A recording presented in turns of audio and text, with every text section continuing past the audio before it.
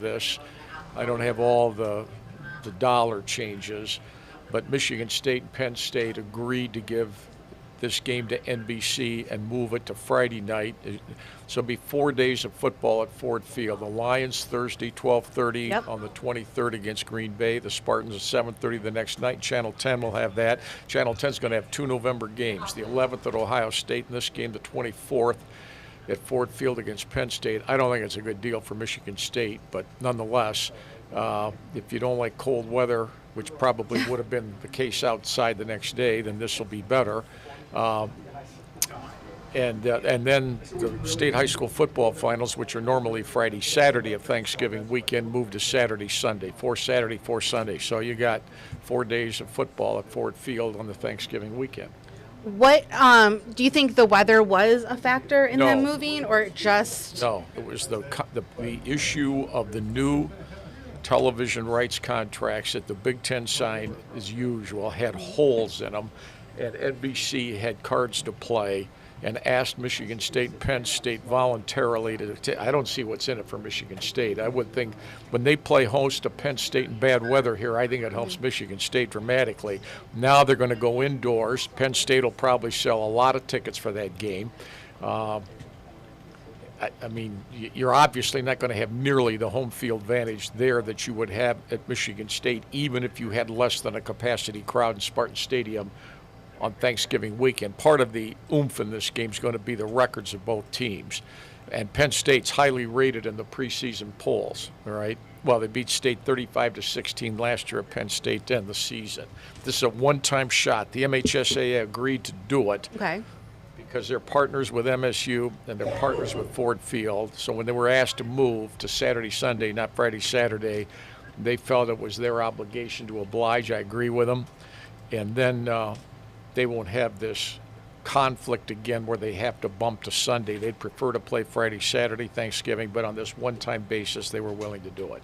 Do you think this is a good thing? Because I know Alan Haller was talking about how much the area around Detroit has the population of alumni. And well, on news releases, I never take rhetoric, which was loaded in that news release. Everything's great. Yeah, it's all great. It's all for a good reason. It's just really great. I mean, this is really going to be great.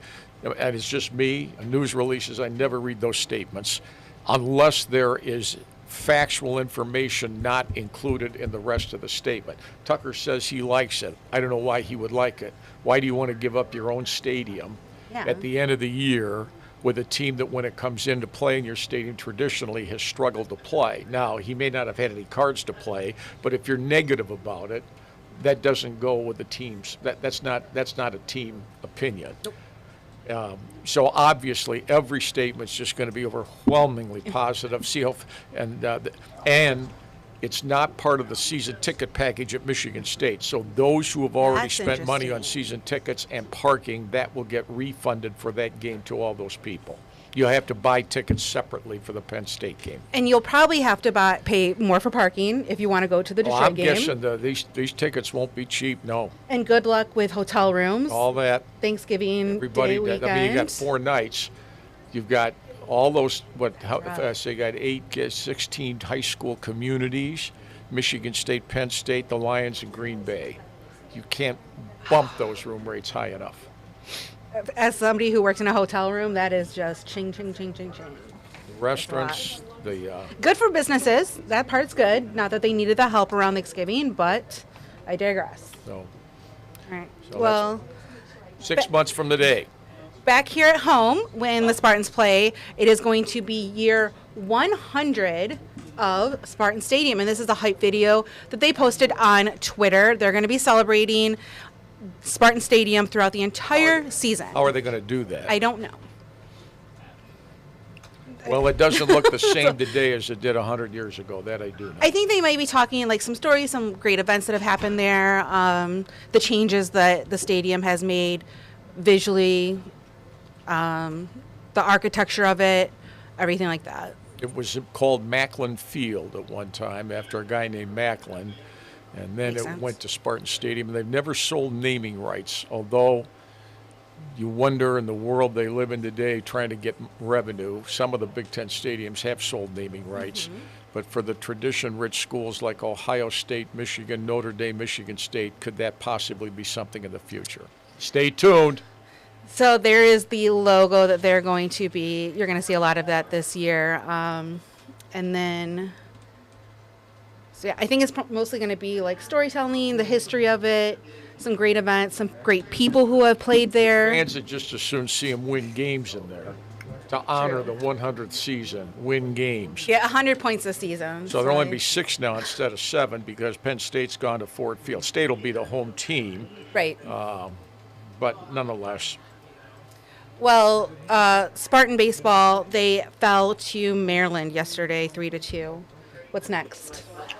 They play the loser tomorrow at 11 a.m. our time on the Big Ten Network in Omaha of the Rutgers-Nebraska game, and Nebraska leads that game right now 3-0 in the third inning. They played at Rutgers in the regular season and won 2 out of 3. They don't want any part of Nebraska because that's a home game for Nebraska. They must have 8,000 to 10,000 people in there right now, all of them, of course, for Nebraska. And they're off to a good start against Rutgers. Michigan tonight at 8 o'clock on the Big Ten Network plays an elimination game with Illinois. Loser goes home. Tell you what, Michigan better get some better players next year because this new coach, they're the 6th seed, and I watched them play, and I say, who in the world did they beat with their?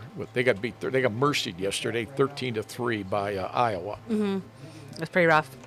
And then you said you had some Michigan State hockey news you wanted to share? Yeah, I got to read this to you. Okay. Because we got good sources in here, and my Michigan State inside. I was not your hockey source for once. No, I got that right here for you. Michigan State hockey has flipped a recruit who was headed to the University of Denver, Griffin Jurecki, Jurecki. He was played for the Omaha Lancers. Yep. He was the team's second leading scorer. He's from Grosse Ile. He will join the Spartans as a 20-year-old freshman in the fall. You won't hear that anywhere else. You won't, but that's Snagging snagging somebody from University of Denver is not anything to balk at. And he's coming home.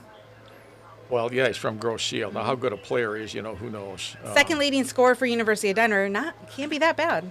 They hope they didn't go very far Whatever he this year. scored there, they hope he scores wearing a green and white. That's right. All right, well, you're going to have that, and then what else on the... Well, the Lansing Community College women's team rallied from 5-2 behind. They won today 7-6 over somebody in the Junior College World Series. That was an elimination game. They can't lose anymore. They play again at 8 o'clock tonight. All right, so you'll have that on the late show. All of that. We got everything at 6:20 from the game today, and then the late game tonight. All right. Well, that is what's coming up. I got to go bribe the rest of the sports office with ice cream. We will see you guys tomorrow.